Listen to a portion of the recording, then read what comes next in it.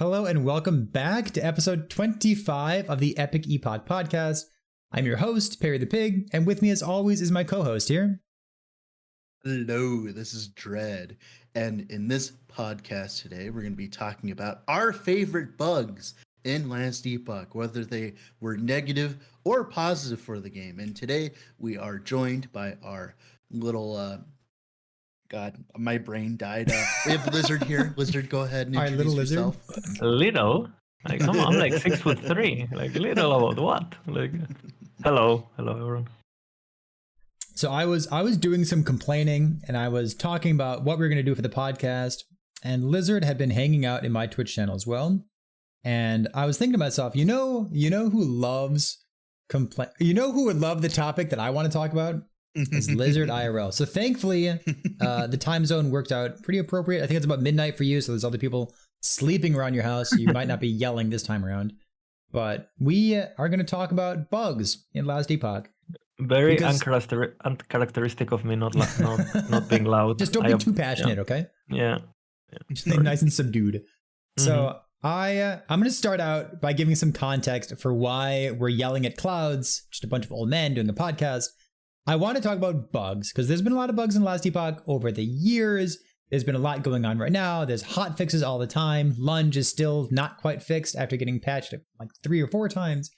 And this is not the first time we've had a bunch of bugs, but it is the most visible time because there's a lot of people playing last Epoch right now.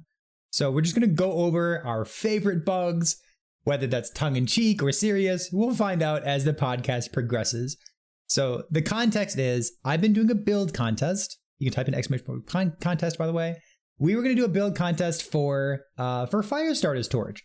It's a new unique item. It has a more multiplier on it, and it's so straightforward. There's surely no way that it could be bugged. And it turns out it doesn't do anything because the more multiplier doesn't work. And like I felt so dejected. I needed some kind of camaraderie. I was like, where are the people out there who want to complain along with me that there's just too many bugs in the game right now? Yeah, there's the combination of the bugs and the old tooltips and just like new stuff versus old design, new design, things that get changed. This is just like, it is a bit of a roller coaster at the moment, the game. I mean, I do believe that the devs will fix all of it, but now that we've said that, let's bitch on them, right? Like, yes, yeah, the perfect caveat for the beginning of the stream. Yes, I believe in the devs, but do better, you know? So do you want to start way before I even began playing last Epoch? Do you want to start at the very beginning? Oh, I have some things for sure that I remember. I'm hoping that you complain about Vengeance, but you know what? You tell get it off your chest, Lizard. What's on your mind? It's funny actually. It's been so long. I actually didn't even remember. But one of the reasons why I really liked Vengeance back in the day, it's because the idols of Vengeance, even though it says increased damage, they used to be multiplicative. And it actually, I mean, Vengeance didn't really do that much damage. It doesn't, right? And even back then it didn't. If you watch my original Vengeance build, I'm hitting the dummy for 10k. Like, it's like a big deal. Okay, so yes. With the multiplicative idols. So those were different days, okay? Different standards. And, yeah. That's my favorite kind of bug. I'm sorry, go ahead. But that was actually, I think that was kind of a bug that when they fixed it, I guess I was really sad. Because I was like, wait, like idols that are worth getting excited for and it's good. And again, that case was a bit extreme. You don't want to have an ability that does 0 damage and then you find an idol and suddenly it does, shit ton of damage. But again, you guys know my stance on more multipliers and all that. I'm not going to repeat it again. But maybe something that maybe we could split the power between skill trees and things like that. Again, I think gear is already really taxing. That making it also about multipliers would be a bit too much. But maybe like an additional system or like, skill gems or something like that in the future. It's the very first example that I know about, chronologically speaking, where this was a bug. The idols were giving multiplicative damage instead of increased damage. But like when they identified that, it's like that's also a moment. They could have paused and been like, do we want that? Yeah. Maybe we just keep it. Maybe it's okay. So maybe you just like fix it in the other direction. Yeah, it didn't happen like that. Oh.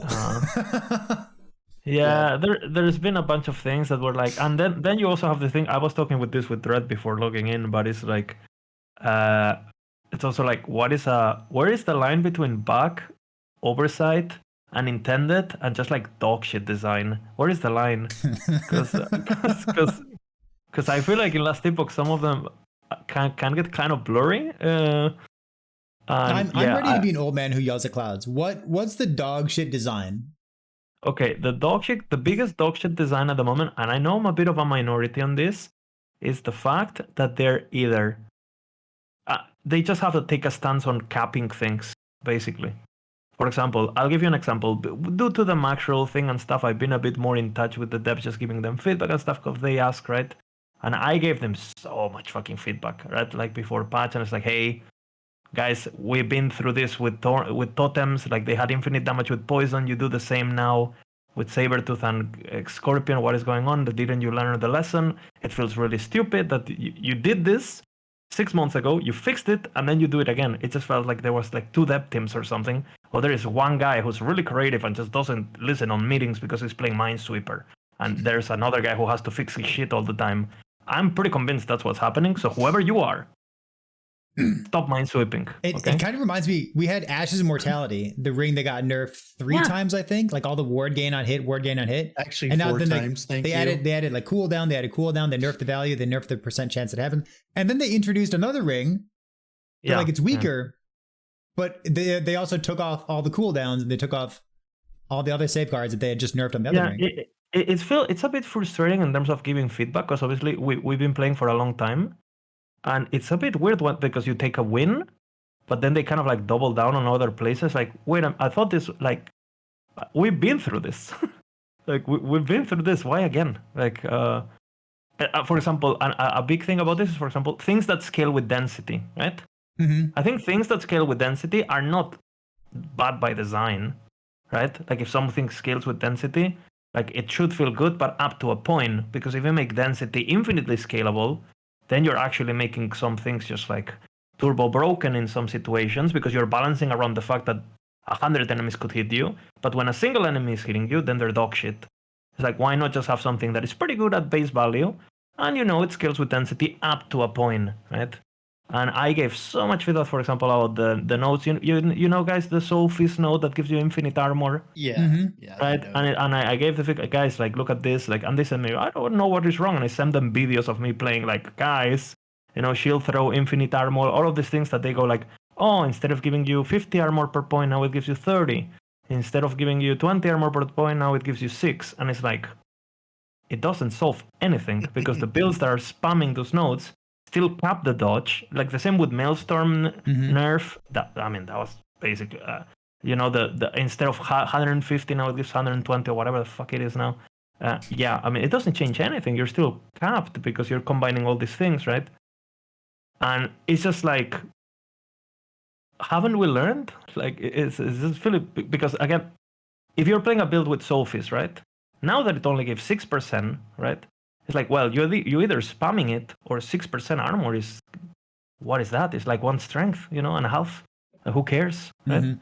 But if you're spamming it and you cast it 20 times and if you're spamming it and the monsters survive and you're doing high corruption, you're doing arena waves, you're still going to. Then you get 20k armor. Exactly. So it's like, it didn't change anything. You make it better for the builds who were abusing it, and you make it useless for the builds that could use it but now can't get use of it. And I would like to see a shift of make things more base value for things, so there's a decision to make as a player, and not just like, now I'm not using the skills. So, like, for example, right now, if you're using a leech, if you're playing a leech, and you're not using Death Seal, I mean, how do you even justify that? And it just sucks to play now because now I have to spam it like a retard, right?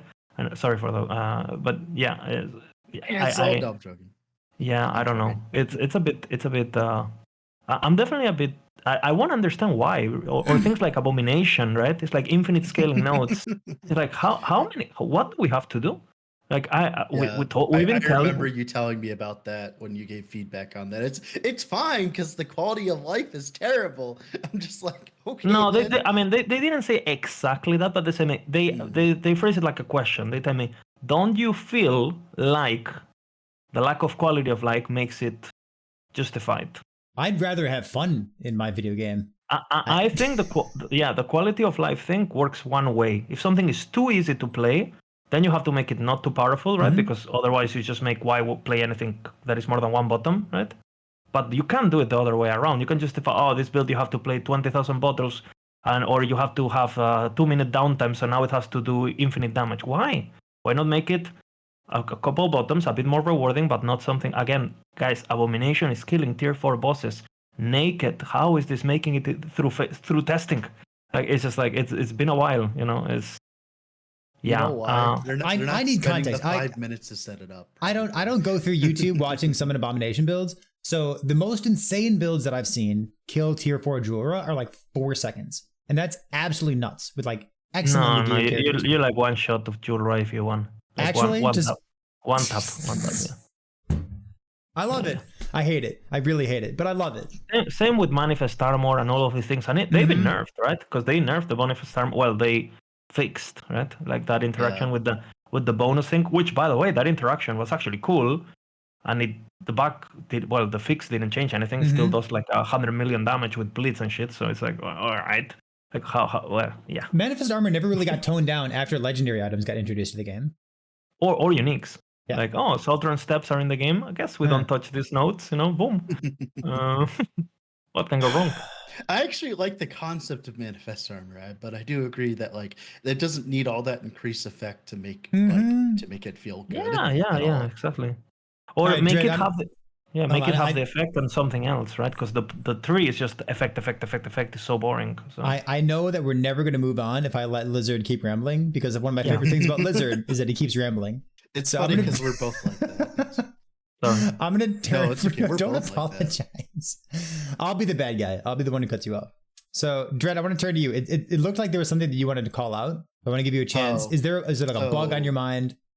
I was actually going to reference specifically what Lizard was talking about with the summon bear and the scorpion stuff about the cap and all that. And I actually have personal experience with that because I didn't even know that they capped it, by the way, because they didn't post it in the little blurb at the bottom. They only put it in the wording, right? At the top. They didn't put it in the number part because I normally don't read the description of the node, right? I just read what the numbers say, right? They capped it on the top, but they didn't say it on the bottom. So, of course, I was trying to play Summon Bear with what I thought would be the old Infinite node because, I have to showcase it so it gets nerfed eventually. But then, I went and read it again. I'm like, oh, it's capped. I'm like, oh, wow. And it's like, I see it's capped at 30. I'm like, why does this node even exist then? It's like, my problem with the cap is like, for instance, right, I was like setting it up and I had like, kind of like decent investment, not really. I had like a bleed duration chest and stuff like that. And I was getting to like 200 bleeds on the dummy, right? With like minimal investment with thorn totems and stuff, right? And if I can get that many bleeds with that little investment, right? Like why is it capped at 30 and only giving like 30% more, right? Now, I do agree with Lizard that it does need to be capped, like that node is ridiculous, right? But what's the point of the node existing if it only requires me to sneeze on the enemy to meet the requirement, right? You know that number 30 came from the poison nerf, right? 100%. That's where the 30 number came from. It's 30 everywhere now. Yes. Yeah. I think if it was like 30, I think it could have been like maybe like 2% per node or something like that. Well, per bleed, like. My problem with the cap is it makes no sense in terms of a balance like perspective because it's like it's supposed to be this node that completely changes how you play the build and like you have to actually invest into it, but then it doesn't end up being like that. You end up just literally just playing the game like normal and you just get 30 bleeds anyway. So it's just like just get the node forehead. And it was just a little weird seeing just how low the cap was versus like what it was. Yeah. I kind of agree with you. I think I want to see more thresholds, basically. Yeah. Like, for example, I would like to see for something like that, they always go with this ramp thing, right? Where they go, 1 stack is 1 damage, 2 stack is 2 damage, right? And it's this infinite boredom. The same with the new lost knowledge bullshit, the word thing, right? Maelstrom, right? Maelstrom is like that, where it has that. Yeah, exactly. I think that's a great way to do it. And I think even the 60 feels a bit, or the 90 vitality now, right? I like those thresholds. but they're also so binary for like a new player, right? It's like a big thing. Like I would love to see something that, okay, so at, by base it gives this shitty thing. By a bit of investment, right? Something relatable that a player that just levels 200 and think he can get, and it's good, right? And you gotta have things for the guy who's just gonna level to a bit and that's it, no? And then for the Giga user, you give them the Giga node that gives him 3 times the effect, and it's really rewarding to get, and it's what's gonna keep you playing the game for an extra week. And So I think for some. Yeah, sorry. The node that you're talking about, I want to make sure people know what it is. So Divine Orb is a new node that gives you it doubles your more multiplier if you have over 90 vitality on it. But like you'd like to see it gives you more multiplier if you have 10 vitality, a different more multiplier if you have 20 vitality, a different if you have 50 vitality, and then like the full juiced up if you have 90 vitality. Yeah, something like that. Yeah. Yeah. But we should probably. And I think, go ahead. that concept could be applied to what Dredd was talking about, basically the bleeds. Like, why not make it, if the enemy has, why not just make it 30 bleeds is 10 damage? That already kind of incentivizes you, right? Yeah. And then 200 bleeds is this, and then, 300 bleeds is that. And also, too, with nodes like that, it's like, dude, everything that scales of things of the enemies is also so weird, also with multiplayer. It's like, okay, bleeds by who? Because it's just like, it got changed in one place, and like this is going to be a bug in the future. It's going to get bug fixed, but it's currently not right now, which is wild to me. So you have the node in Rive that got changed in 0.9.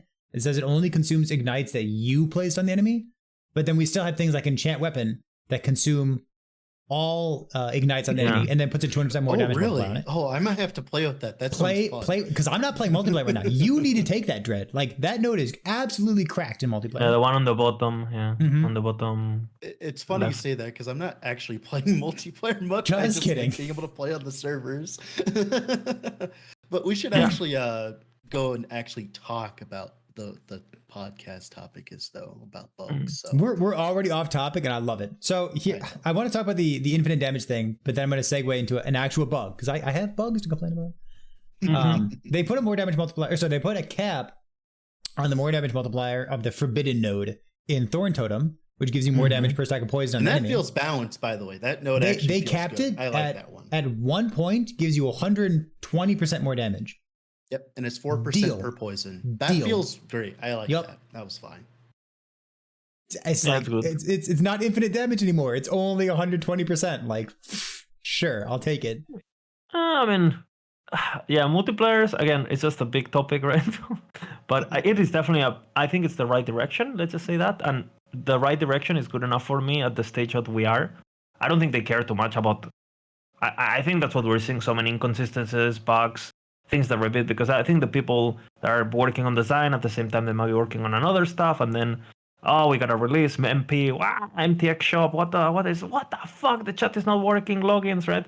And then who cares if enchant weapon is doing this or not? They are putting out fires right now. Yeah, exactly. Sure.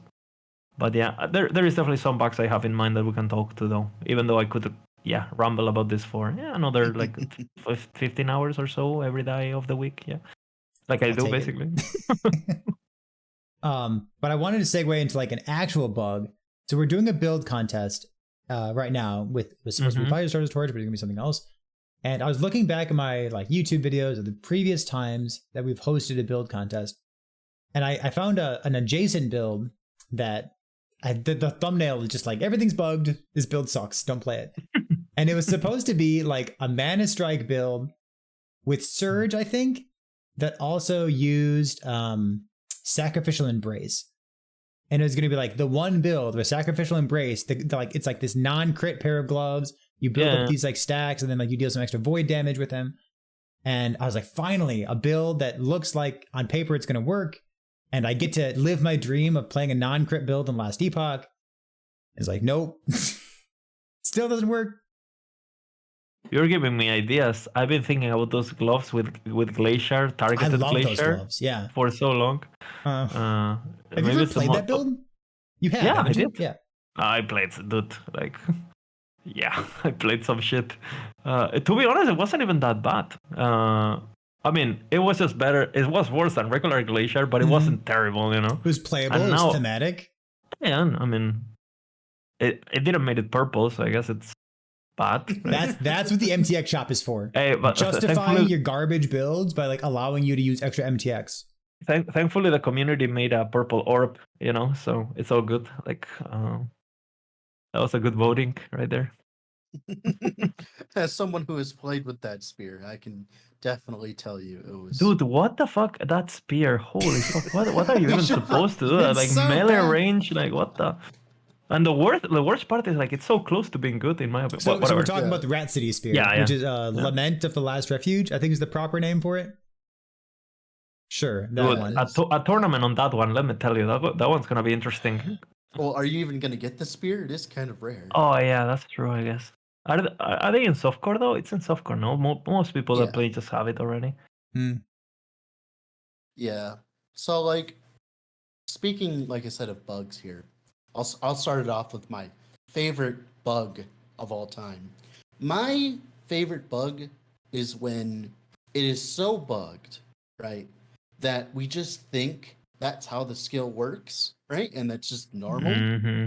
So, like, for reference, recently, a while back, Channeled Flurry used to quadruple. I think it was either quadruple or double your attack speed scaling. Yeah. And we all played Flurry. We all thought it was great. It felt good to play. The damage was obviously ridiculous, right? But it felt good to play, right? And that's the most important part right there. It felt right? good. It felt good to play, right? We all enjoyed it. And then when the change came, it's just like, oh, wait, this is how it's supposed to actually feel? Wait, please bring the bug back. Please, at least that it feels good to play. It's like, yes, we know it's broken, but that's the worst feeling, right? When they fix something and it makes it worse to play. I think that's the worst feeling. Yeah. And they've been doing this quite a bit lately, honestly. But it sucks. God, you know what that reminds me of? I didn't even think this is a bug, but I think anything with Shadow Daggers gets an honorable mention because like Shadow Daggers themselves are basically a bug, right? So Lizard. I mean, I just wanna. You want to go to sleep early? Dude, I feel like I'm making you sad. Think about it for a second. It's the strongest skill in the game, and it doesn't have a skill tree. Let that sink in. So Shadow Daggers has been it's not a bug. It's just a super high damage effectiveness, and it always crits. And over time, all the not bug fixes specifically, but all the changes and all the nerfs to Shadow Daggers have always been in the consistency of applying them, the quality of life of applying them. And like, remember, like Smoke Bomb used to apply them consistently, like once per half second or something, and like all those other skills. And instead of nerfing the damage or the auto crits or the fact that it double dips on Morning Frost boots or it scales with both kinds of damage and it's a hit, like it does all those things. Like you couldn't nerf any of that. 400% effectiveness and guaranteed crit. And and instead they kill the quality of life, kill the quality of life, kill the quality of life, introduce Umbral Blades into the game, kill the quality of life. I think what they actually won is it feels to me like they won that combo playstyle of you do this and this and then it procs, right? But the problem is like at one point they actually had it, right? When they nerfed it and you actually had to do the combo and they made it right. You mean right before Umbral Blades got introduced? Yeah, exactly. Yeah, and right this is going back to what we were talking about. They don't seem to learn from their lessons, or they undo everything they've done. If that makes sense. Mm-hmm. It's like, well, you've been doing this for like a year of nerfs and fixes, and you get it to a point where it's actually still good. Amarathi was still playing it and pushing, and it was a bit. I do think that they nerfed it in the wrong way, but it was feeling what they wanted, right? Which was this high combo investment big burst, which it was doing, even though it sucked to play. That's the depths decide this at the end, what they want, right? And then they just go, oh, but you know what? Actually, let's just a perma apply it with the ability that you just spam, and fuck it, and nothing else uses anything else now. And it's just like, I mean, including Umbral Blades themselves, mm-hmm. which is just like, it's a bit doesn't even need crit vulnerability. It's just auto crits. Yeah, and it's very funny, the crit vulnerability thing. Like we talked a bit about that too, and they had a bunch of ideas and stuff, and because they were obviously very concerned about the party stuff, mm-hmm. which, I mean, who didn't saw that one coming, right? We were talking about like one of the best support builds in Last Epoch would be just having a rogue in your party. Yeah, and just applying widescreen with multi-shot or whatever, right? We all had, it was going to be bunkers. And I always thought to myself, well, all they need to do is they just make crit vulnerability work with just the rogue, for example. And I mean, the rogue is fucking critting free anyway with shadow daggers, and if they nerfed it, well, you just only go shadow daggers, which was already happening, and now they're back on that, and it's like, yeah, it's very weird. And then they basically they said something in the terms of like they feel like shadow daggers was pinpointing every rogue build into crits. It's like, I mean, if you're so worried about that, then you could have just done crit vulnerability instead of being in the tree, just make it attached to certain skills, and that's it. Sure. Right? For example, Hell of Arrows doesn't have it, Umbral Blades doesn't have it, because you're supposed to do dots with it, but if you use, I don't know, Detonate Arrow does have it on the tree, right? For example, they could have done a bit more of that, I don't know. I do think it's very funny, actually, because their intention with crit vulnerability, which was nerf it for the group, it's actually the opposite. It's actually super good to have on a group because it's still fucking 20% crit for everyone who might not even invest on it. But the actual person who wants to play alone can't rely on it anymore because it's basically, I mean, not that reliable. Point, and it doesn't make any sense either, because like you just bring a werebear instead and you just get 8% base crit instead. Yeah. You can scale base crit, you can't scale crit vuln. It's like, if that's the argument, that makes no sense, because just play that. Yeah, I mean, the entire aura things, I wonder what is intended, talking about bugs, what is intended, what is going to stay, and what is not going to stay. Because, for example, there was this, I mean, I guess this was a bug, right? So it fits into the podcast. But it was very funny, right? Because basically, when you use Dead Seal, it only, it has buffs that affects your minions, the damage. Technically, and that's all. But it was always like that. Your minions, it read like that before multiplayer patch, right? But then what people were doing, what we were testing, right? I don't know, internally, with Terek and stuff, and just on the city, right? It was like, what we're gonna do is we're gonna make a Lich that summons Bone Golem. I don't know if you guys saw Rody ever played that on one of the tournaments, where he just went a Retaliate Bone Golem Lich instead, right? Yeah. And what you do is you buff it with the Dreadshade, because the Dreadshade actually worked with all minions and allies. Yep. And obviously, we know what happened to Dreadshade after that. They were like, now it doesn't work with anything. And like this is this a bug? Because I love complaining about this too. Did you see the justification that they gave for why Dreadshade no longer works on your teammates' minions?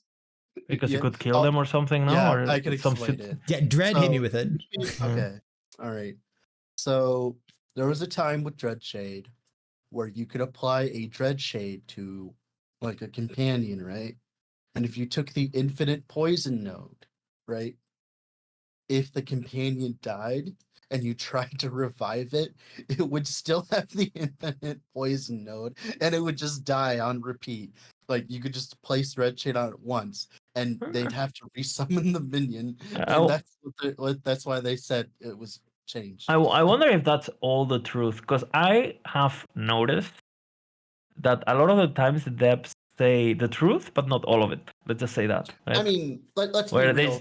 The reason why they nerfed it was because of Lich's scorn. Like, let's be real. Like that was ridiculous. Like, so because Dread, you put out a video saying like, Acolyte as a necromancer was gonna be like one of the best support builds because you can have Dreadshade for damage, anyways. Yeah, and then it's gonna like you wanted big yellow numbers. That was the way to go.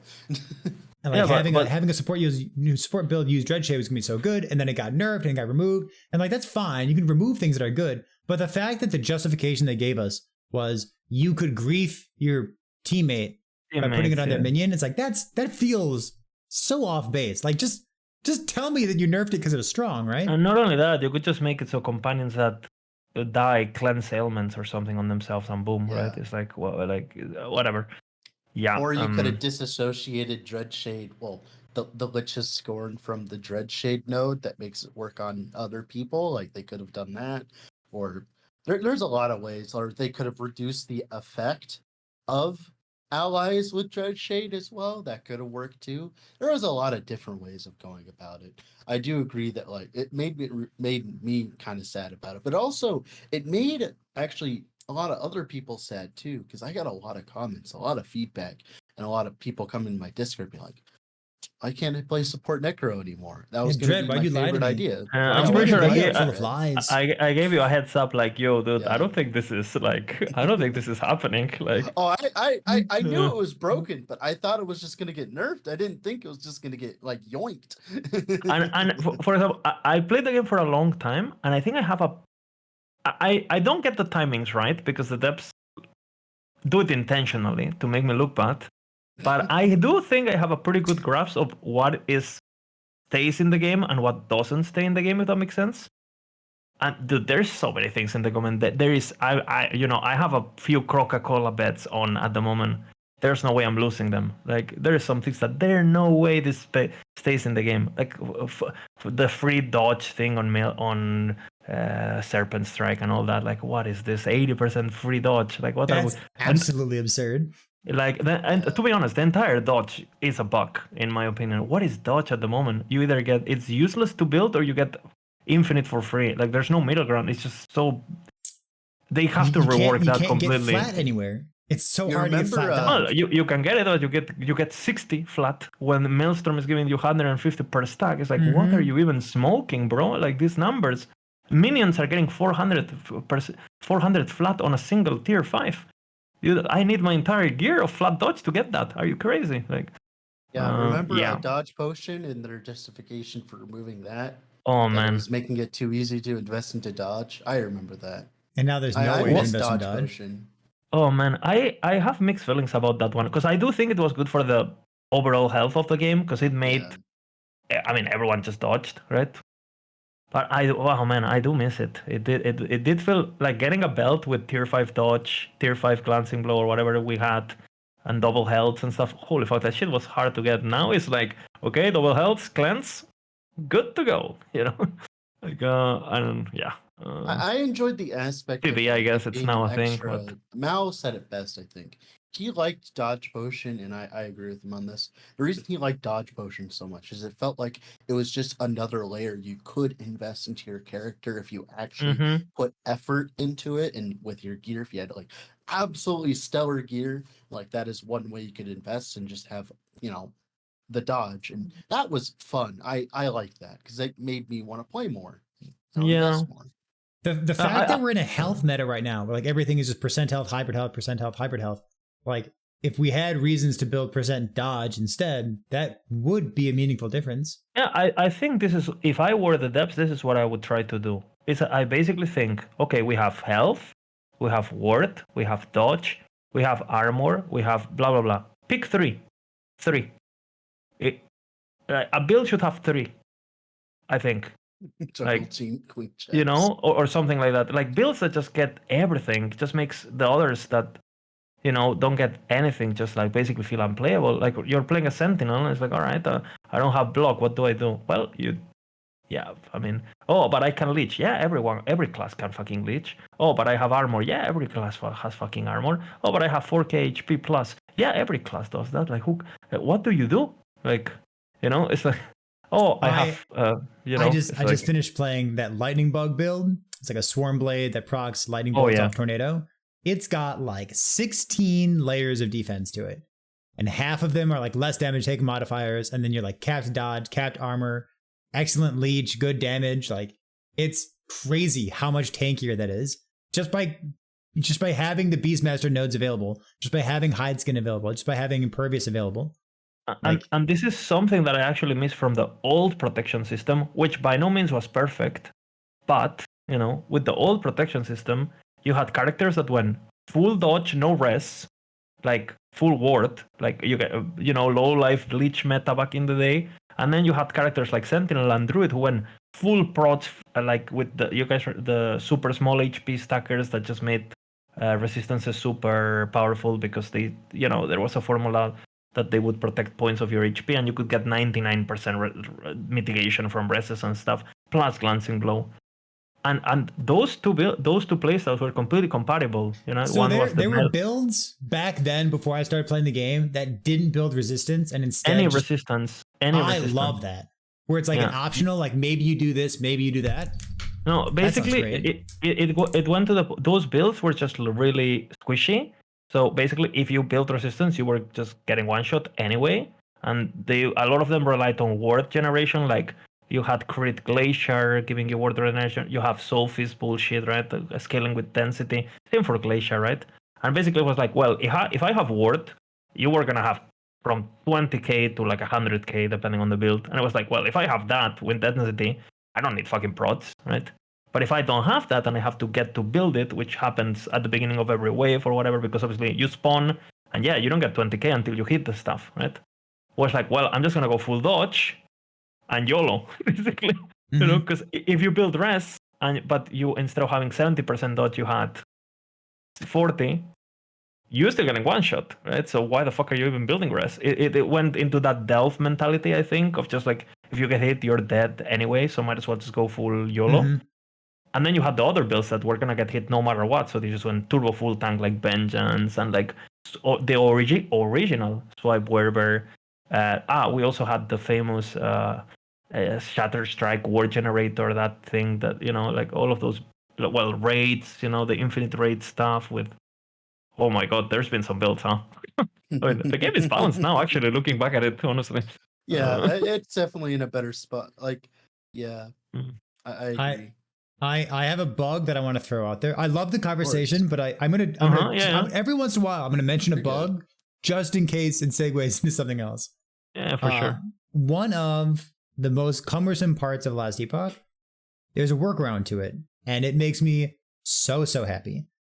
So how do you feel about doors, specifically when you're doing a dungeon?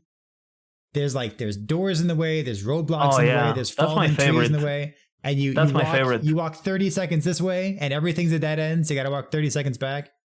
So I've been playing a Ravaging Aurora character, which gets to use Void Cleave. And Void Cleave is like it's one, doesn't it? Oh no. Void Cleave is one of the new movement skills. There's like this Void Cleave, you can use Focus as a movement skill, you can use Storm Crows as a movement skill, and all those movement skills are bugged, but I love it. Because you can skip over everything. You could jump past monoliths, you could jump past doors, you could jump past 3 doors at a time. Oh. It's funny, actually, because I think what is actually happening with all of these abilities that have a forced animation and they need a final destination, right? What happens is what happens in games like League of Legends, right? I don't know if you guys are familiar with that game, but you have things that are called like wall jumping and stuff where, for example, ribbon and things like that. Like, depending on how you place your character, you can force your character to be over a wall, but it's actually part of the mechanics and it's part of how a player expresses the skill, if right? You're going to argue in favor of this staying in the game, I love absolutely. it. Please. Absolutely. Yeah. Absolutely. The problem in fact, I would just make this more available so things that don't have it.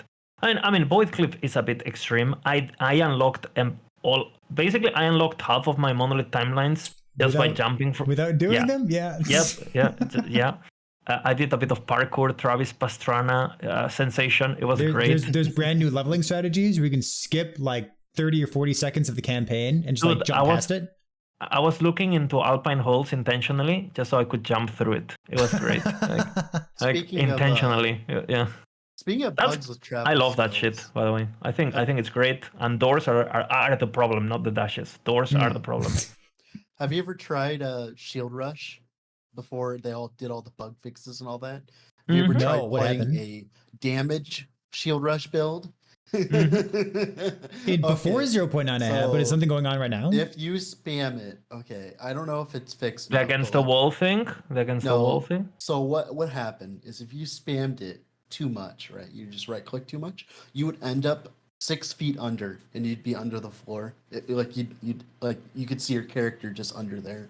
And another bug too is if it lagged out, if you're holding the channel button, it would go through all of the terrain and you're just off the terrain somehow, like all the way over there, like off screen. And it was just like Shield Rush, like it's giving Lagon a run for his money of all the bugs. Dude, Lagon gets buggier. I'm kind of into it. Okay. No, I haven't seen people. So you can go 6 feet under the ground. Mm-hmm. Like not as like a joke, but like actually 6 feet under the ground. Mm-hmm. Or you can just shoot off in outer space. Yep. Awesome. Speaking of the king of bugs, though, we should probably mention him. Yeah, Lagon somehow it's getting buggier than before. I don't know I don't know why it's so hard. Can they just make like So, what is going on there? Like, Bugs introduced this patch. I know of 2 of them currently. The first one is projectiles. Specifically, they don't go through his little thing, like his like ledge. mhm. So, for instance, if you put a wraith behind the thing, they'll try to shoot down and it'll hit the terrain. So you have to put them right at the edge, right? Or of Mhm. course, our favorite ninja Lagon that just goes invisible. Right? And the shy Lagon that spins around you and gives Mhm. your back. Yeah. Have you Yeah. been inside There's Lagan a yet? racing Lagon. My bear has been inside. Like, Don't say it like that. yeah. Like, Cool. you maul and you just go in. Yeah. I wish it was that easy in real life. Yeah. Other bugs with Lagon. Turbo Lagon, where like for some reason he's like the speed of light and he's like bam, bam, bam, bam, bam. Or the Oh, bug with Lagon where all he does, like for some reason for the rest of the fight, all he does is just smack you and okay. stun lock What you. do you guys think about this? Talking about Turbo Lagon and bosses going too I crazy. kind of like that, but go on. I like it. Yeah. We need uber bosses. Is Frenzy and Enrage combination on a boss a feature, a bug, or something that just has to get redesigned and it's- reimagined? I think it's I both. hear What? I hear this guy. I don't know if you know him, Lizard something. Every once in a while he talks about like, what about like tiered corruption? Like above 200 corruption, something happens. Above 500. I don't know what corruption. you're talking about, Like, but that sounds great. What if Yeah. like 400 corruption? It was like deal with it, frenzy every single time. Deal with it, enrage every single time. And they're like you get to 600 corruption. They always have frenzy and rage. Yeah, give me that. Yeah, I think attack speed and that kind of stuff I actually think when you have one of them in some of the bosses that don't just break, I actually think it makes the fight so much more enjoyable. For example, Yeah, I like it. you fight heroes with a bit more speed, and the fight is actually you're on your toes, and it's right. It's savvy, right? It's nice. I'm dancing. It's good. Obviously, you maybe don't want to do that to a new player that just got there with his shitty build, right? And but you should definitely make something that maybe also challenges more the player mechanically, right? Corruption plus, let's go. Yeah, I mean, okay, I don't want to open that box, but the entire modifier, I mean, our modifier is just bugged, I think, because I heard, didn't Mike say it? I heard Dredd say this the other day, that didn't Mike say something like, well, the mods are scaling this long because we didn't thought people would get there, so we just didn't look at them or something. Yep. Or you're not supposed to get to 1,000 corruption. Don't even complain about it. Which I agree, by the way. We shouldn't. That's why you give us tiers. Boom. Yeah. Well, it actually makes me think about Path of Exile a little bit here in a second. I'm sorry for bringing that up. Uh-huh. Path of Exile, I like their approach to it, where you get to tier 16 maps, but they're not juiced, right?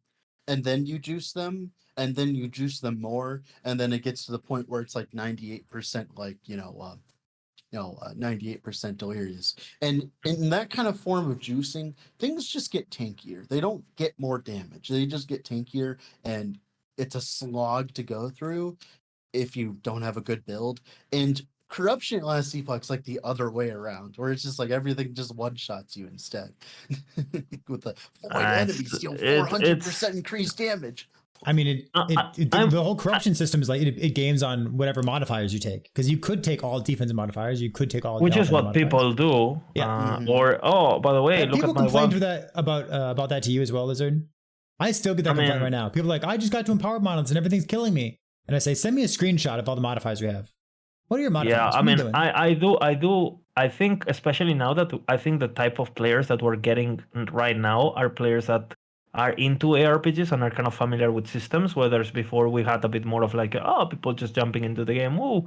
You're getting people who are coming from PoE, they have a lot of hours, they come in and they look at the math really quick. And I mean, they might be dumb, but they're not dumb enough to not understand that a single modifier giving. I mean, just look at the reaction of all these PoE players that are coming back to the game after 2 years, and they look at this modifier they're not even in empowered yet, right? They're just like chilling. They're on day 5 of their character, so they're about to kill Lagon in normal monolith because that's their pace.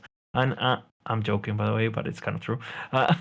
And then it's like, wow, this single mod is giving 80% elemental damage. What is this? And it's like, wait till it scales to like 600, my friend. It's gonna be great. Like, yeah, yeah, It just reminds me of specifically when all the PoE people are coming around, and unlike some people, whenever I do gameplay showcases in my videos and stuff, I'll be honest, I really don't even think about the modifiers like at all. Like I just do them with whatever modifiers they have. And sometimes I have ridiculous modifiers on the boss because it's like I don't care. I'm just gonna do the fight anyways, right?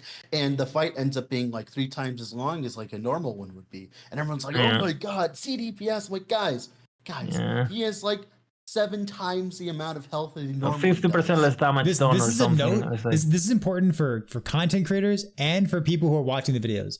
Like content creators, you gotta show the modifiers on the side of your screen while you're killing a boss. And then people who are watching the video, you gotta read the modifiers that are on the side of the screen. It's so important. Dude, I'm so extreme with the modifiers. I actually think the game right now, like just the base experience, I think the game right now would be more fun without modifiers. Period. Right? Period. Like I think if they gave us the web, the echo rewards, the stability stacking, right? Corruption on its own, right? They just took off the mods and they keep the rewards, and I actually think the game would be fun to play. I don't think that's a good idea, right? I do want modifiers. I just want them to not be like what they are right now, basically. Not turn your build off. Yeah. Yeah, and I was actually talking to Carp, right? Like he's on the dev team and stuff, and he said he has his own vision about it. I don't know if it's represents the vision of the team. He just said he was speaking about him as a person, not as the team, right?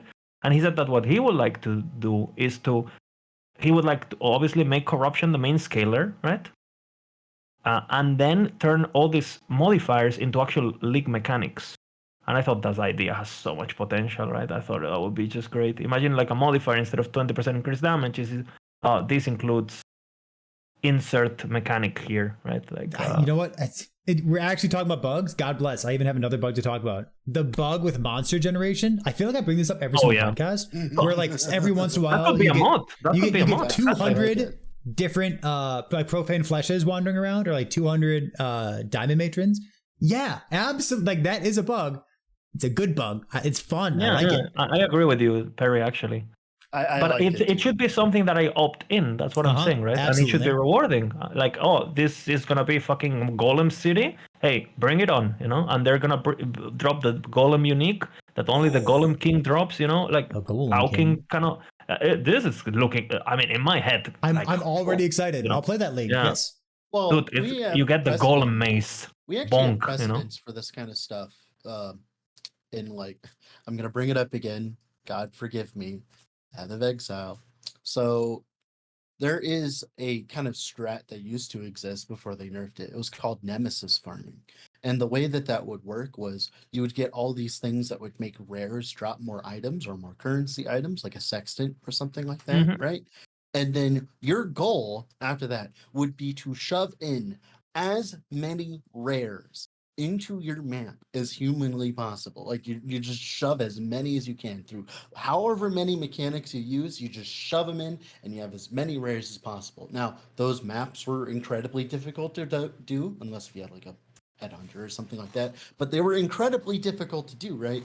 And I think Ellie could benefit from that. We're like, oh yeah, let's put a bunch of diamond matrons into the map, but all of them, they drop a random unique ring. We already have like dungeons dropping like dropping or like the dungeon doors that say like you know, items are more likely to whatever.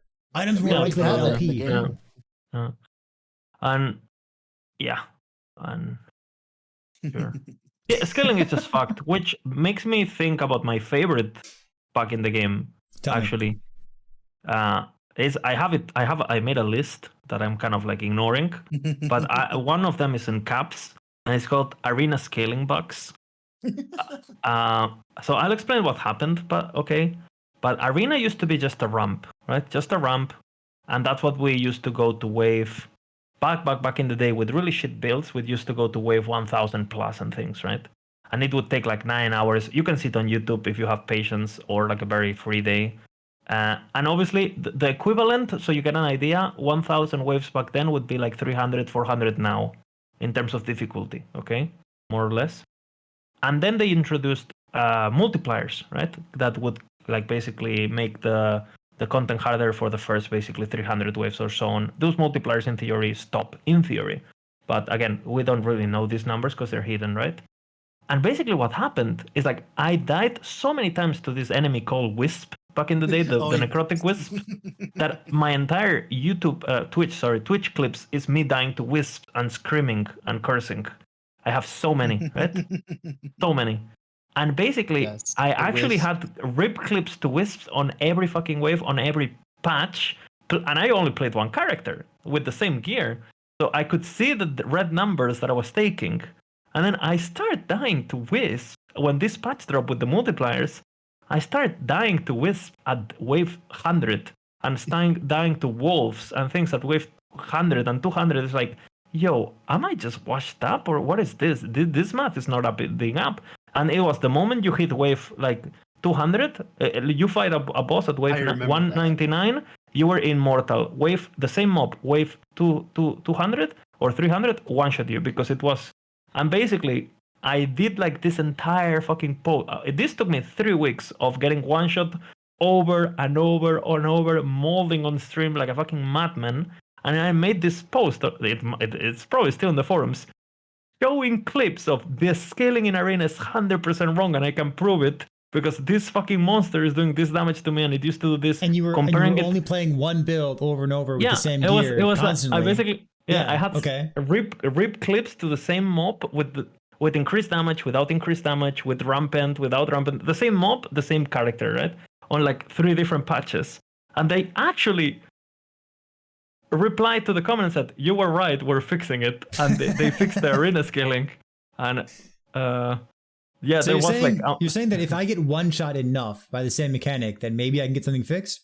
You have to clip it, but yes. So if I get like 10 clips of me getting like double teleported on tier 4 Julra back into a one shot, do you think they'll fix that too? Yeah, that one is interesting, huh? Just stop moving, bro. Like, and if you don't move, she can't pull you back, you know? Like, it's like... I keep getting a different bug now, and I think it happened since the last bug fix, where like, I keep doing it, and I keep dying to it, and this one night I lost my mind, but you teleport away, and she instantly teleports after you? Have you had that happen?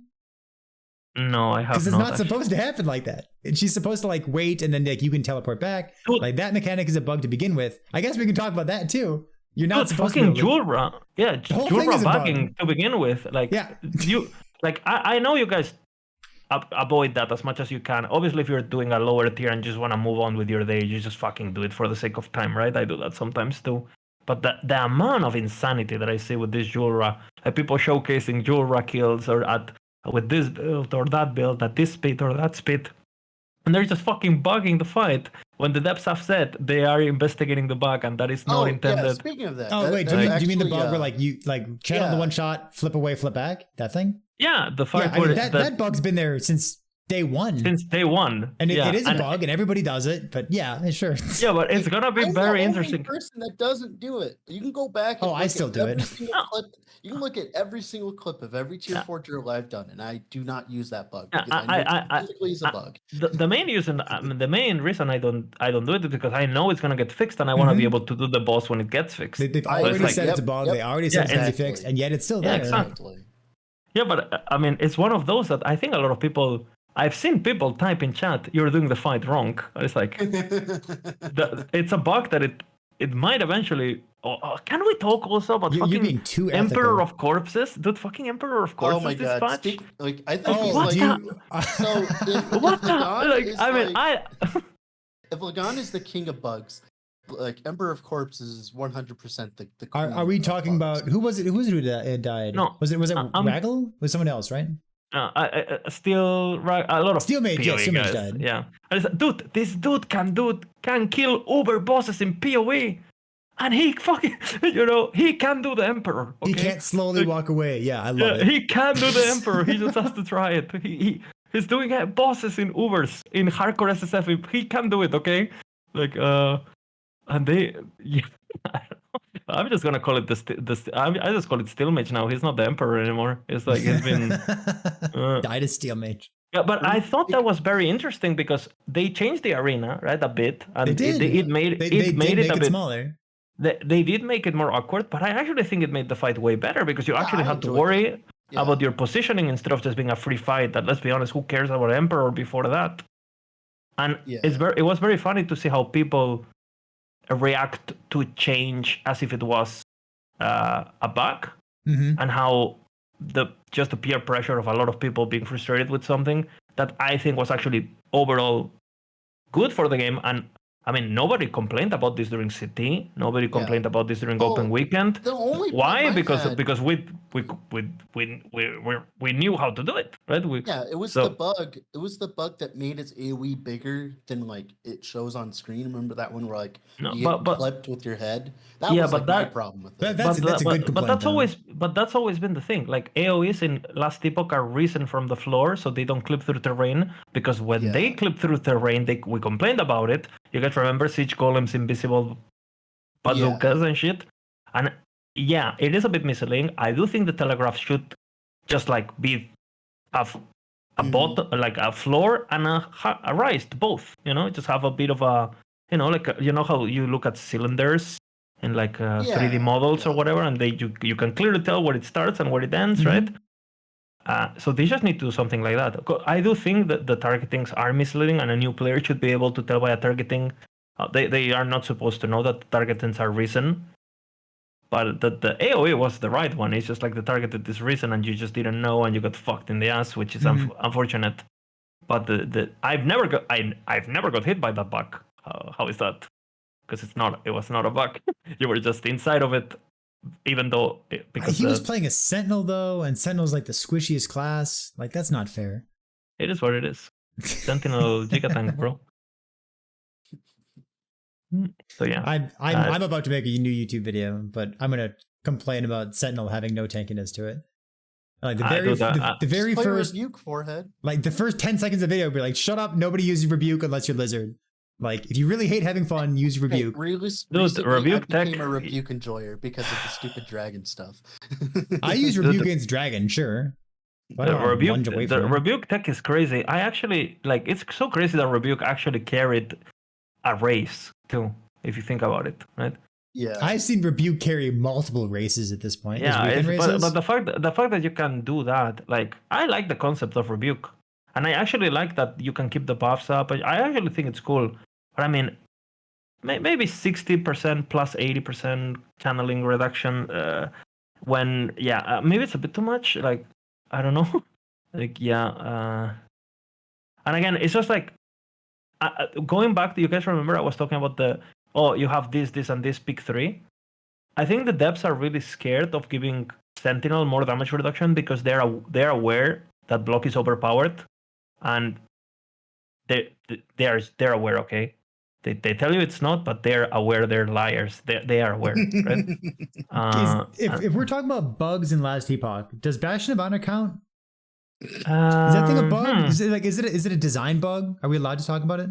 I actually kind of think it's a design bug, kind of, because I never understood when they phrased. I remember reading the patch notes when they first nerfed Bastion, when they removed the last damage taken modifier. Yeah, the last damage taken modifier, and the patch note said something like, in order to make more unique shields viable, we are nerfing block chance stat, and they basically nerfed how high the block chance rolled on things.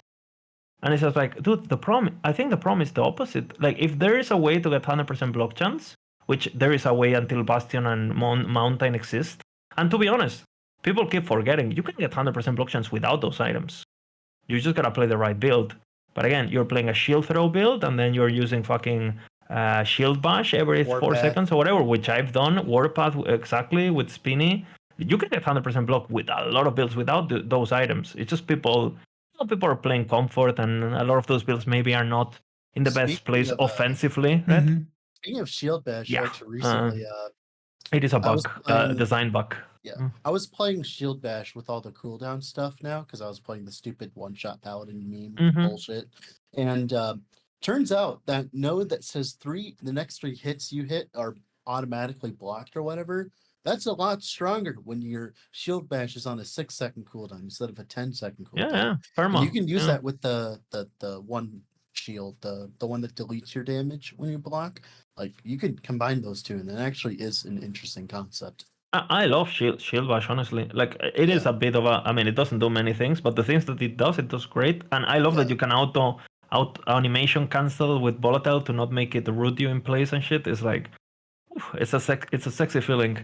Again, let's not talk about volatile, okay? Because I'm just gonna fucking lose my mind. I mean, like, no, we could. I feel like volatile reversal is a bug as well. Yeah, like, dude, the only thing that was overpowered about that item was the more damage stacking and the more damage stacking with each other and the stances and stuff. And they buffed it. Yeah, they buffed it. I know. I love it. And then they made everything else about the skill feel horrible. Like, huh? You on all the builds that were just using it to like, go on top of a boss and bloop, infinite damage. You can still do that. Yeah. You still one-shot the boss. And all the builds that were using the ability for mobility, for playmaking and stuff. Now it's just like, well, waiting for my cooldown. Which again, you can get cooldown your gear, blah, blah. I'm not gonna get into it, right? But it's just like, if you're gonna nerf something, it's just like, why not? And again, all the builds that were using it to just cast 5 sigils volatile, you're still doing that because the sigils last longer. It didn't change anything. It's just like, what? Like, such a weird change. Like, I hated the change, honestly. I don't agree with it either. I think it was like a dumb way. I literally, the thing that could have fixed it was just... They nerf quality of life, but the power is the same. So it's like, Like... So I'm just not gonna play the class. Like I want to try to steer the conversation in one more direction. So we're over the hour mark at this point. We can keep going if we need to, but I want to talk about like positive bugs. I love yelling at clouds. I love complaining. But what about the bugs out there that are just making life feel good? I've got one on my mind right now as you two think about it. So go ahead. I've done forbidden builds in the past. I've highlighted like forbidden shurikens. Surge. Yes, Surge. And I've talked about like, I don't think Surge is forbidden because I think it's just a good design. But we've done like Forbidden Judgment where it has like no cooldown. You can like scale a bunch of damage like that. And yesterday we found out that there's actually a Forbidden Erasing Strike as well. I've seen that, yeah. And then the Forbidden Erasing Strike has, you can spec it for no cooldown. And every time that your mana goes negative, you get mana back with no cooldown. And you can just spam right click and you get, stack a bunch of crit multis, stack a bunch of more multipliers, stack a bunch of damage. And the build still kind of sucks.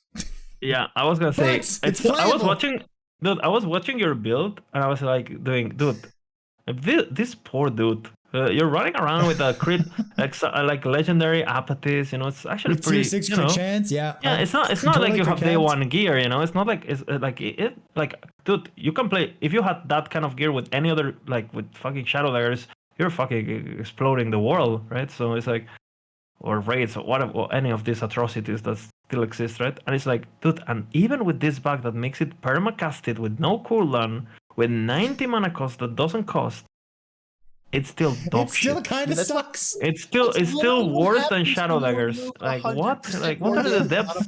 What are the depths smoking, bro? Like Blizzard, you saw that, right? Where they removed the 100% more damage modifier and made it to maces from Erasing Strike. Because Void Cleave, yeah. I have the okay. I think the depths are merit with this idea of hybrid builds, and they will just force us.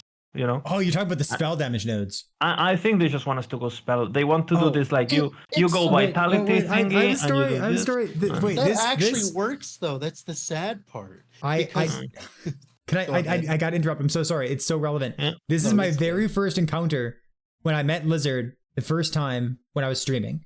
Lizard, he rated me and he's like, oh, more Last Epoch streamers. That's awesome. And then there was somebody else in my chat who was telling me about all the best builds in Last Epoch.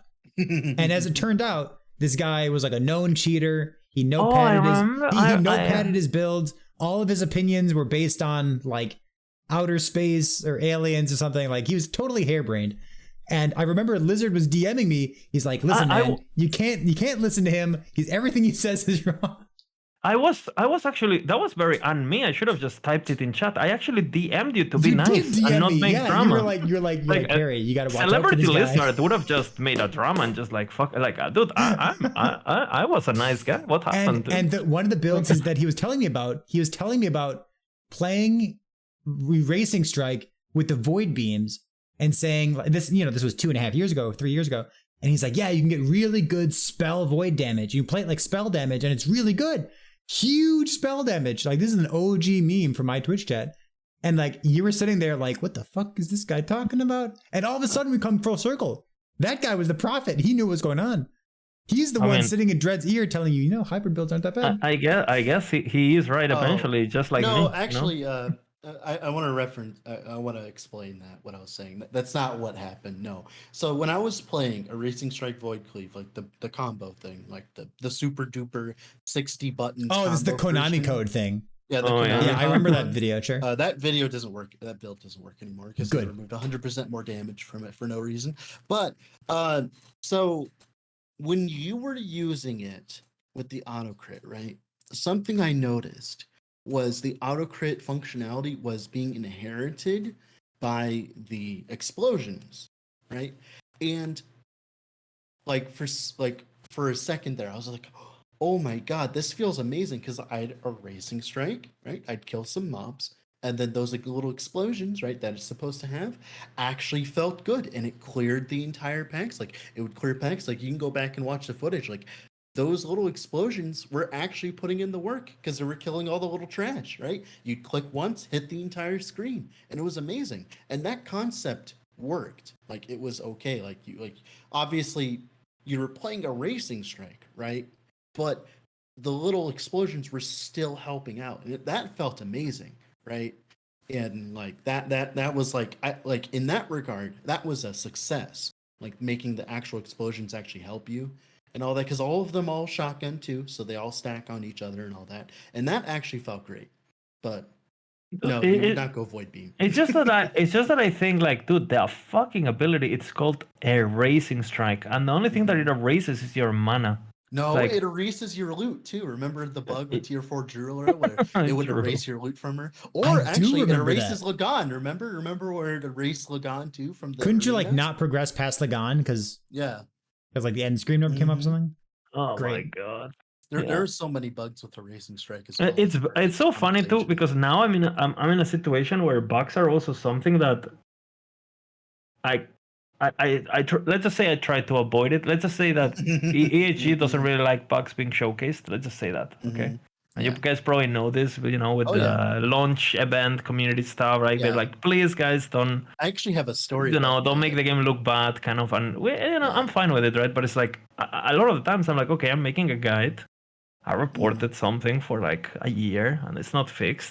It's like, okay, what do I do? Do I just like showcase the bug because it's actually you're not snapshotting, are you, lizard? Let's not even get into that, bro. Like I'm an ethical gamer. I'm clean. All that. That's hashtag Maxroll. Clean guy, clean. Beginner friendly, political correct. Like. No, but all of those things exist in the game, and people will use them, right? And it's like at some point, it's like, do I join? Or do I? What do I like? It's like no, and not only that, it's like, dude, ladder is coming and shit, right? So yeah. Like when the ladder comes back, like, are you gonna be the number one guy, or are you gonna be like the number one ethical guy? Well, I can tell you what will be number one, and it's not gonna be ethical. Like it's just gonna be dog shit, bro. Like it's not gonna be fun. Not to mention, like, there's some things in the game that the depths. This is kind of like not a bug, but it's kind of like I feel like it needs to be addressed. For example, there's so many things that the right way to do it is not fun at all. Auroras, for example. Aurora's Timeglass. Wait, there's a bug with Auroras? Well, I mean, the cooldown is... I mean, let's just call it... Oh, you mean the fact that it has no cooldown and it always keeps you alive. Okay, gotcha. Wait, it doesn't have a cooldown? Wait, no, what? it's got like a 20-second cooldown, dude. Oh, I mean, yeah, that is no cooldown. But the thing is like, I like the unique a lot because it actually incentivizes you to go aggressive. And when you play with Auroras, you play differently because you have Auroras, and it's more fun to play, especially if you're playing hardcore or you're doing a content where you don't want to die, and you actually go like, oh, instead of just lap running for 20 minutes, I have Aurora, so I'm gonna go in. I'm gonna be, I'm gonna test my limits. I'm a good player, and this is, to be honest, this is what Last Epoch shines over other RPGs. That visceral combat of I'm almost dying, but I'm not dying. In other RPGs, you either die or not die. Yeah, that's But why the I Last like the Epoch endurance has this. stuff. I'm almost dying, but I know I won't die because I know my numbers, and it just feels great. That it just gives you that MOBA feel. I don't know how to explain it. Okay, I knew I would kill the guy and I would have 10% HP less. It feels good. I don't tell people to do arena right now, but like once the ladder comes No, back, I haven't done a single one. Once there's any kind of reason to do arena, truly, what Lizard's saying right here about like the good combat feel, like going in, if you get to 300 or 350 waves in the arena, it becomes a different game. That is a different Last Epoch than doing monoliths. Yeah. Which again, it's not gonna be for everyone. But again, I like Aurora. I like the design. I like existing it because everything I said. I don't like having to wait 20-second cooldown to cheese it because that's what people are doing off stream. And that's what my content is gonna be. And I'm playing hardcore, and suddenly everyone's just like, "Oh, guys, Aurora procced AFK 20 seconds." It's just not good for the game. So they need to introduce things that are like, okay, Aurora exists, but it can only proc once per instance, once per map, right? So if it procs on hardcore or it procs on ladder, and you don't want your character to die, you fucking take the portal of shame and go back to town. Boom. No fucking waiting 20 seconds. Same item, same power, same feature, same playstyle, no cheesing. And I think they gotta do this basically with so many things in the game, like snapshotting.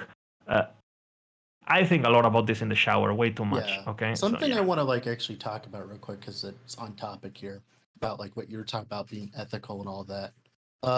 Recently, so I leveled a rogue. Right? I want to play Blade Dancer. And I wanted to do the lethal mirage stuff where you get the auto crit from shift and all that fun stuff. And turns out that was bugged at the time. Yeah, working all the time, yeah. Made everything crit always. The more damage, the momentum node, it will always make your decks everything crit.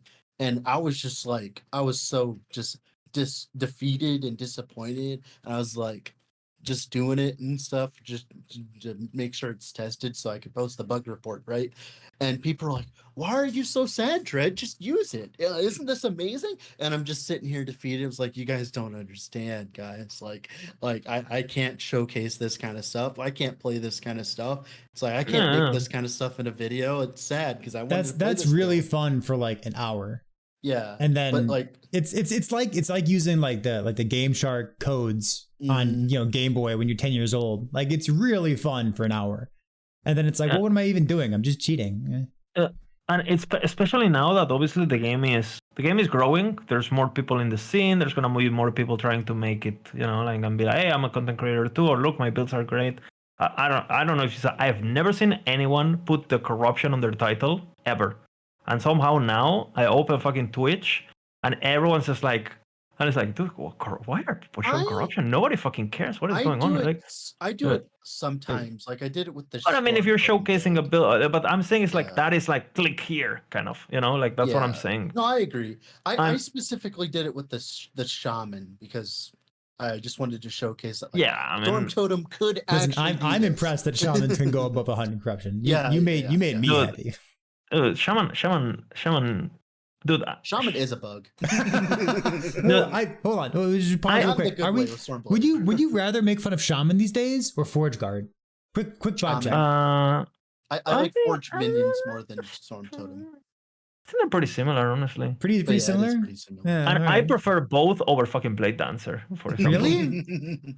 I would play Blade Dancer right now, or do you mean like Blade Dancer for the past 2 years?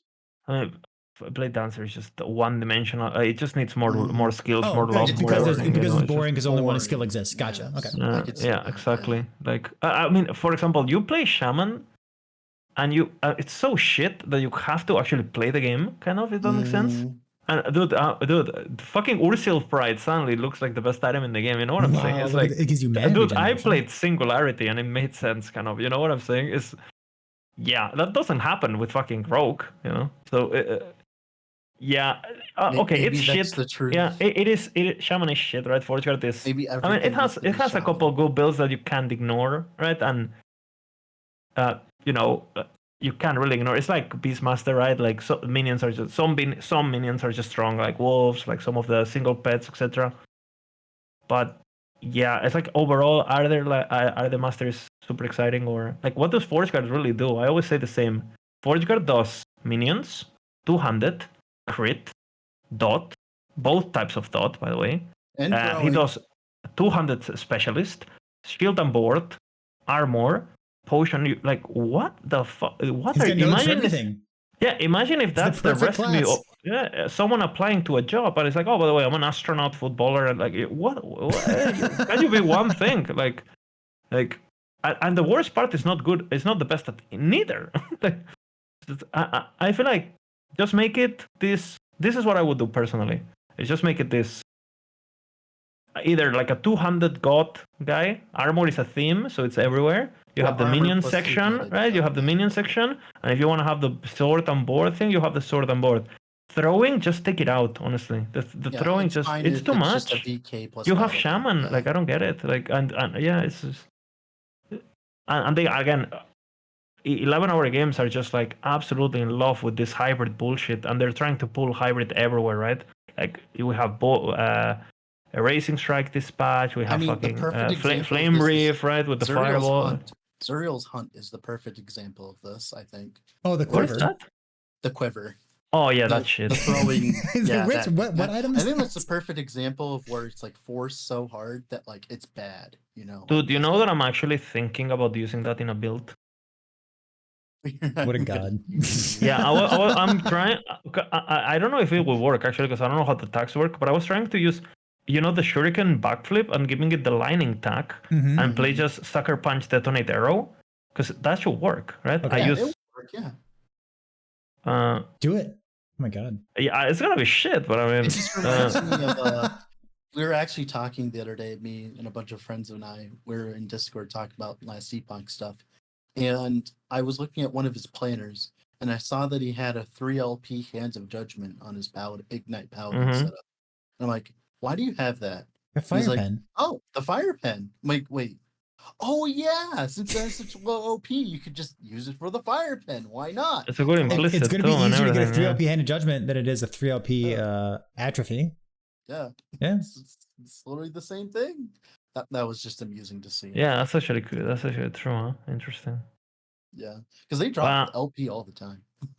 Are you guys having this bug also about? Don't you guys think projectiles and dots just kind of feel odd the way they're connecting?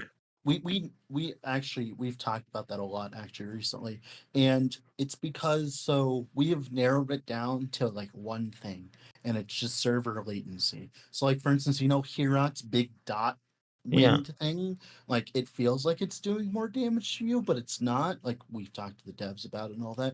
Now what's happening probably is the server tick is like happening, and it's like trying to compensate for the fact it didn't damage you before and all that. So it's damaging more. You're talking about the display thing, no? But I was talking more about like I'm running around, I have a couple rogues dash into me, I dash out, and in theory, if that was single player, I dash their dash, so I'm good.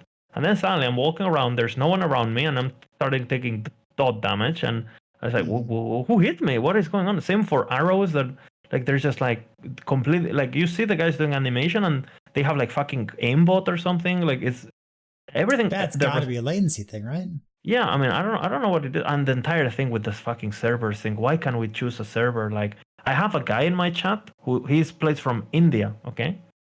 And if he gets invited by another Indian, he gets into the East Asia server and he plays with 40, 50 ping. But if he queues on his own, he can't choose it, and he's put into EU with 250 ping no matter what. But if someone invites him and then he leaves the game, he stays in the 50 ping server and can play. I mean, we know that they want to fix that, and they're going to, but why didn't they do it at first? See, that's just them trying to force you to play with friends, right? No.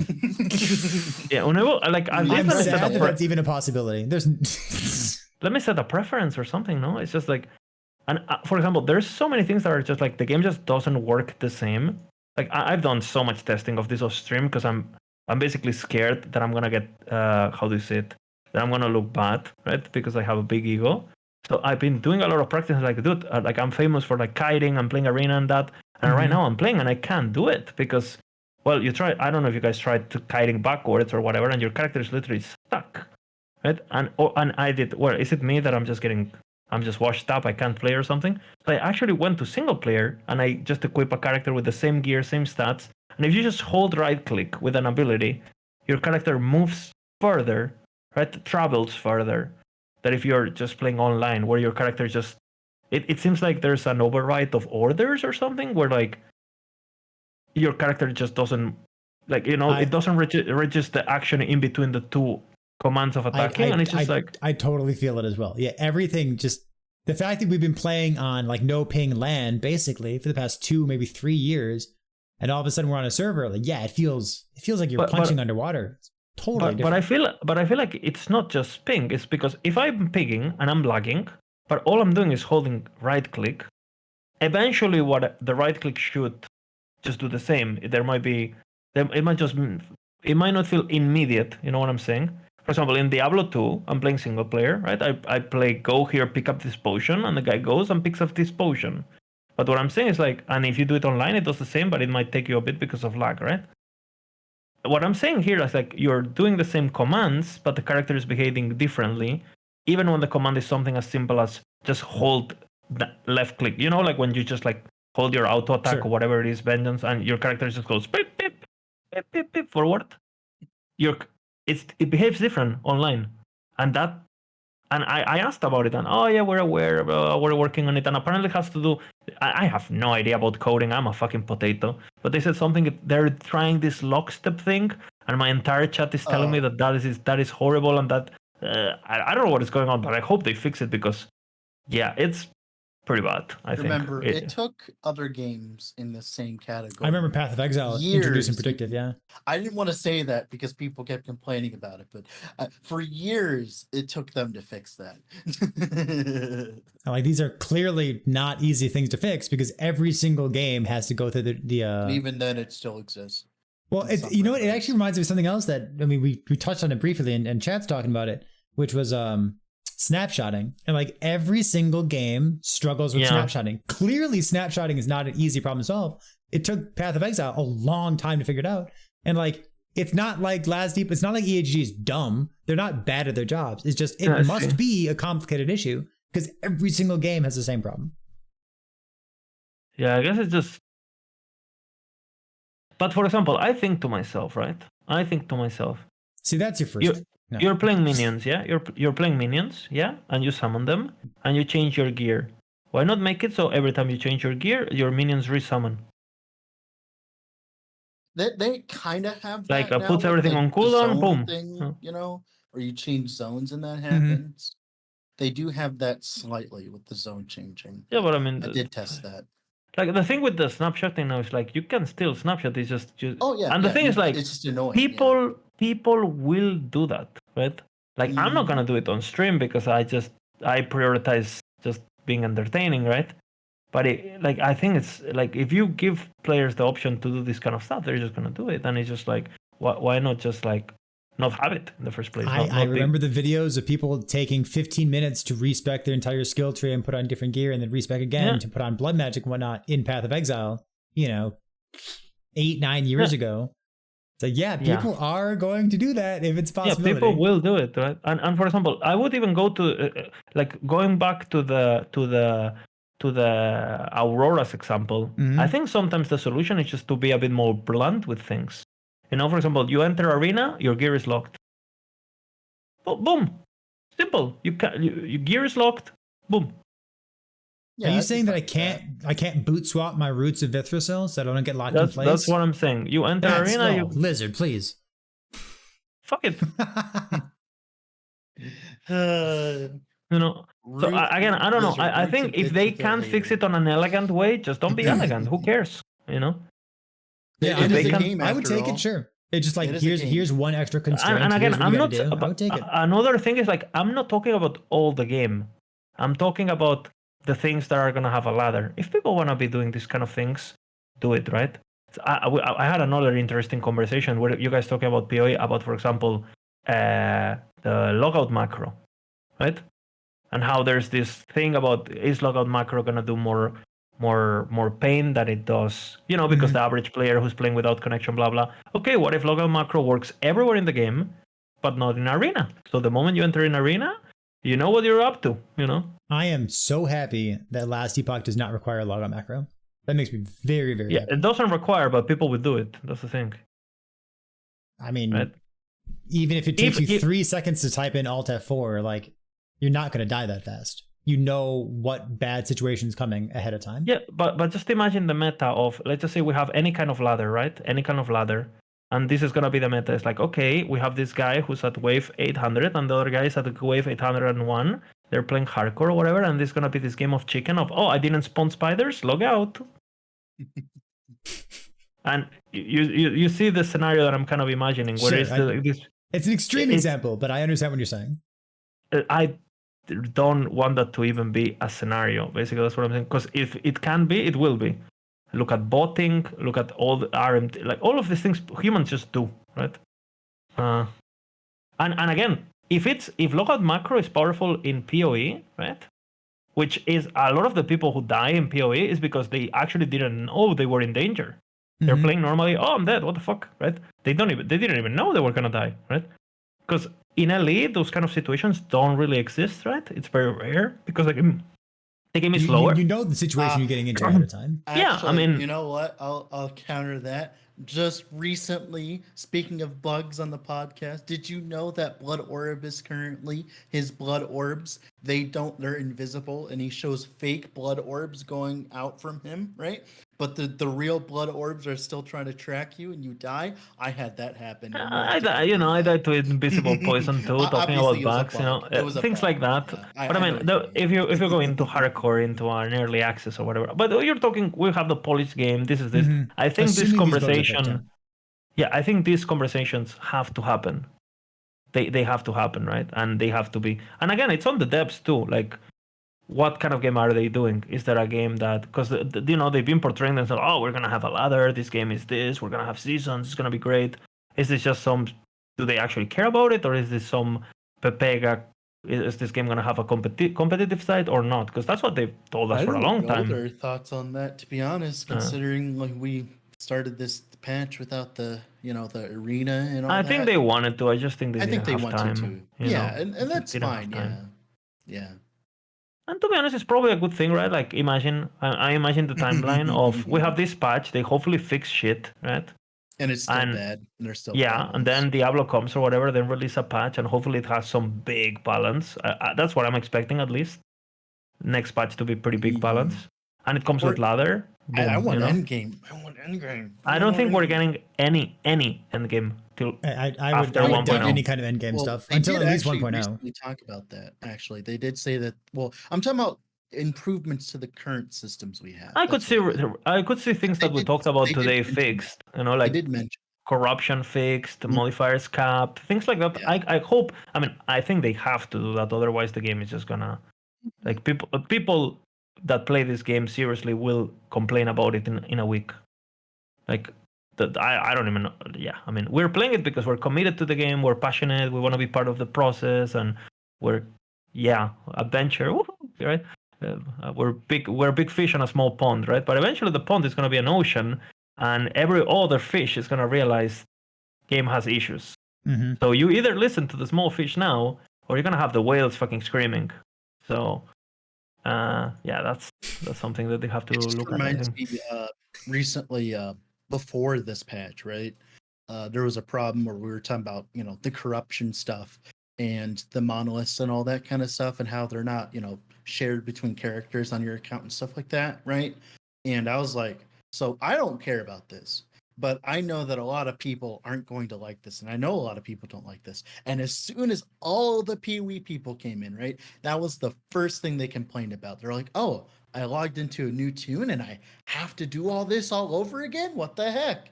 And I was like, this is a problem that I knew was going to happen. But it was like... What do you guys think about that, actually? Shared progression? I mean, just like normal Monolith as an entity, because it's supposed to be a tutorial, but it's too long to be a tutorial.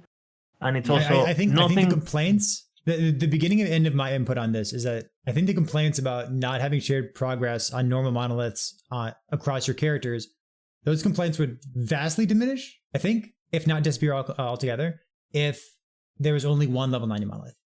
Or if they just shortened how long it takes. Yeah. I think part of the problem, what I would like to see, I like the existence of the normal monoliths. Now, what I would wish for it to happen is if you went through your character and you started fresh on a season, right? It's much like, filling out your atlas and stuff, where you do your normal monoliths, you get them all Mm-hmm. done, right?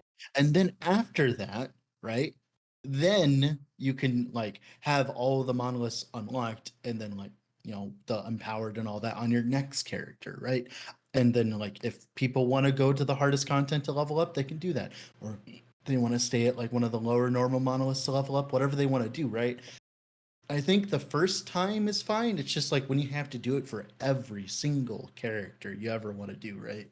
Yeah, it's just because I have this thing where in the current state of the game, right? You by the time you get to empowered, you're not even high enough level to equip the things that you're dropping in empowered. You have this thing going on where like, oh, but I want to get to this. Well, I have to do this because I want to equip this and this. Dude, you can't even. What are you gonna do? You're gonna get to Reign of Winter and you drop the bow before you can fucking equip it. Like, what are you talking Yeah, about, right? Like, it's such a funny but funny but meme because like maybe for the in the long term, maybe what they could do is they could have some sort of like boss, right? Or some sort of like that is not the shade, right? Something a bit more, let's just call it the guardian of the path or something. And it's like a static content, right? No modifier, something static that the devs can set up as a threshold. Or like if you beat it, you get to go there already. And I think it's important that it has this difficulty threshold because you don't wanna noob getting too empowered by mistake. And whoa, like what happened, right? You put that idea at the end of Reign of Dragons. Sign me up. Yeah, something like that. Yeah, Done. absolutely. Yep. Like on the rock, you can just click the rock and you can. Do you wish to do this or do you wish to summon the boss? And if you're playing hardcore, you're like, you know what? I'm gonna do the 90s, which is what they do because they get to 100 on those somehow, right? Or you go big dick and you go, you know what? I feel confident. I think I know this fight. I'm gonna do it, right? And again, at the end of the day, too, it's like maybe I'm just a bit pragmatic about it, but dude, Monolith is just Monolith. You're just killing monsters and going from A to B, farming blessings. Like I don't know. I don't even know. Like maybe I'm just rationalizing things to not get frustrated. But I feel like does it really change? I mean, at the same time. But I do not think the really. fact that everything that I get on normal Monolith is not permanent. The blessings basically Your blessings makes are them low feel level. They're wrong. They're not strong enough. yeah, I mean, I'm never gonna keep it anyway because I know I'm gonna finish my character. So it's not like when I get Lightning Blessing, I feel like, oh, this is valuable. No, it's not valuable. In 2 hours, I'm gonna be replacing it because that's what it takes too. Like that's another thing. You get very fast to end game in this game, and people don't realize that what they take. What like you probably see all the time on your chats too, right? You have this guy. Oh, I've been farming this boss for 20 days. He doesn't, which I What's your think they're first just question? lying. What's your first question when they say that to you? I just am. Are you doing it right? That's the first thing I say. Are you an empowered? Please tell me you're Yeah. empowered. People I've exactly. had that happen so many times. And to be fair, the game needs to do a better job at explaining these things. For example, I don't like things like the distance of the echoes affects the rarity of the echoes that spawns. The distance of Orobyss affects this. The rarity of mods affects the rare drops. I think those things need to be in game. They shouldn't need a streamer or max roll or whatever. They're in the in-game guide. Those things exist, but to your Shade of point, to give you Rarity? credit for Is your a new observation. player gonna look into it though? But Shade of Excellent Rarity is not. But is when that you in the look game? at the monoliths, you don't see the existence of empowered. And to your credit, that's exactly what should be in the game. There should be something that like indicates that like you're doing the normal web, but you're supposed to be doing the empowered. Like that visual indicator needs to exist somewhere. Yeah, like for instance, why is it possible for someone to push to like 50 corruption in normal monoliths? Why does it exist there? Like, does it matter like at all? I actually, why is the shade even there? Like, yeah, why is he even there? Because one time Lizard wanted a Siphon of Anguish at level 50 and wanted to farm it in normal monoliths. That's why it's there. True, I guess. Breach. Because I've had so many people, like every single time someone asks me, Dread, I've been farming this forever. Why can't I get this said item? Right? And I'm like, first question I ask is, are you an empowered monolith? They're like, no. Get 2 empowered monoliths.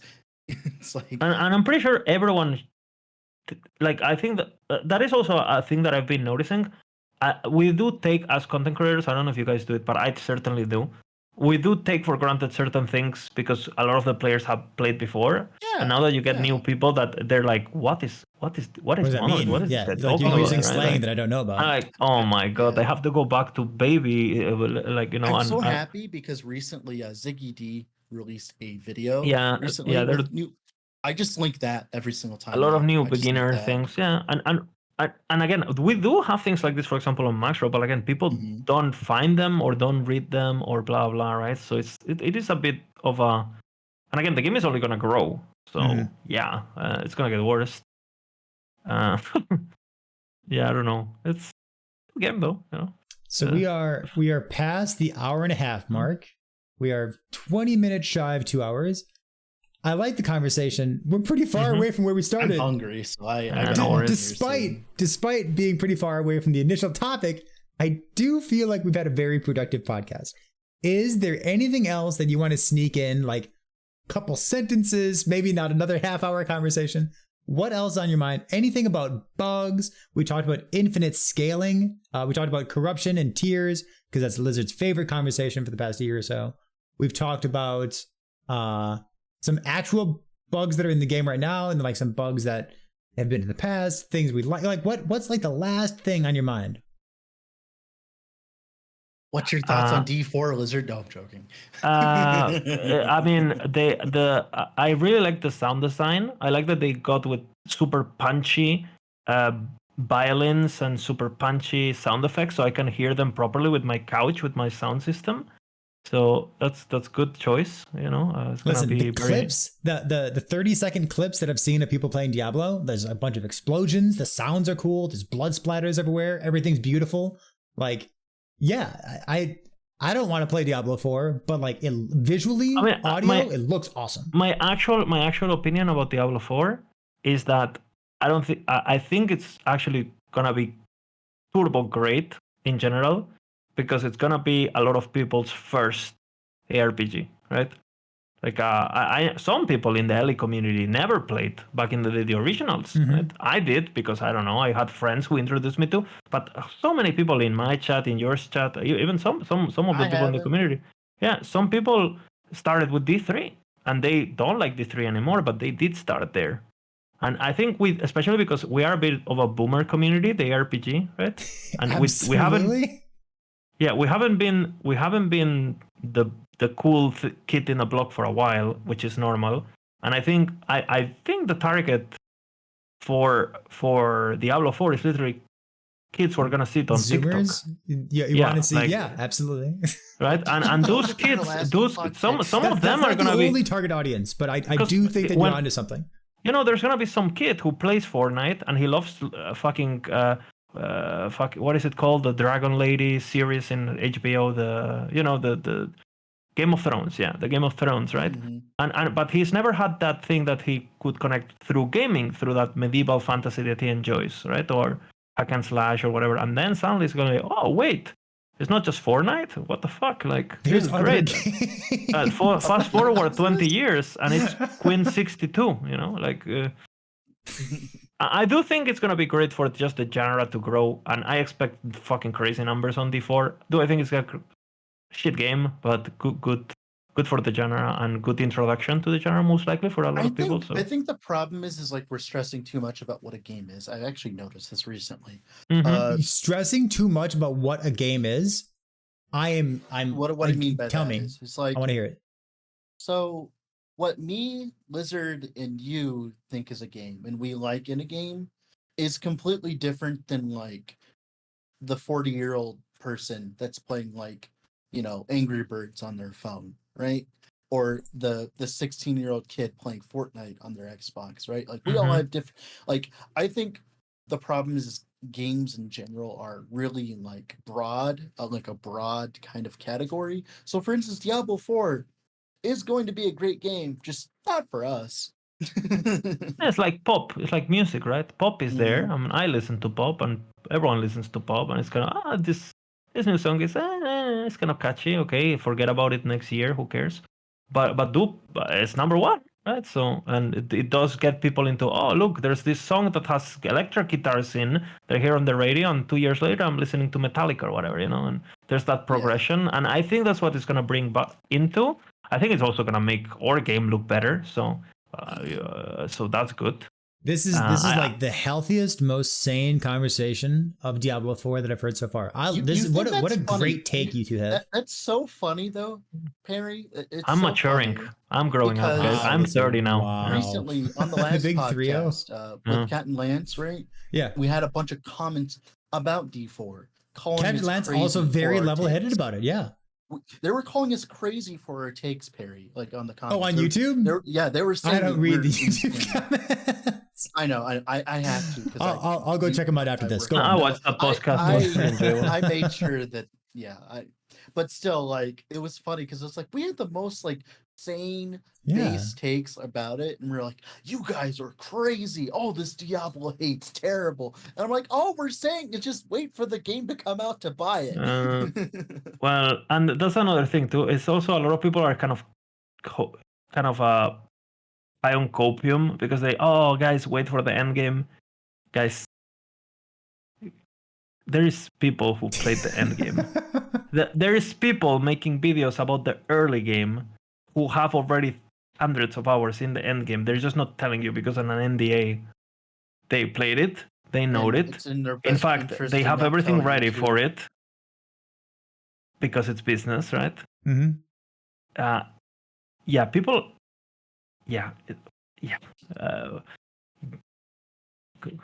Lilith is hot. If you've ever questioned your ability to read between the lines, just rewind this, listen to Lizard for the past 30 seconds, and you can test yourself. I think we're gonna have to end it here soon. I think that's the perfect place to end it. That one little piece of conversation with Diablo 4 at the very end. Bringing up Diablo 4. That's good. That's a good piece of conversation. It's like the little. And then I can go back and listen to them all and see the progression.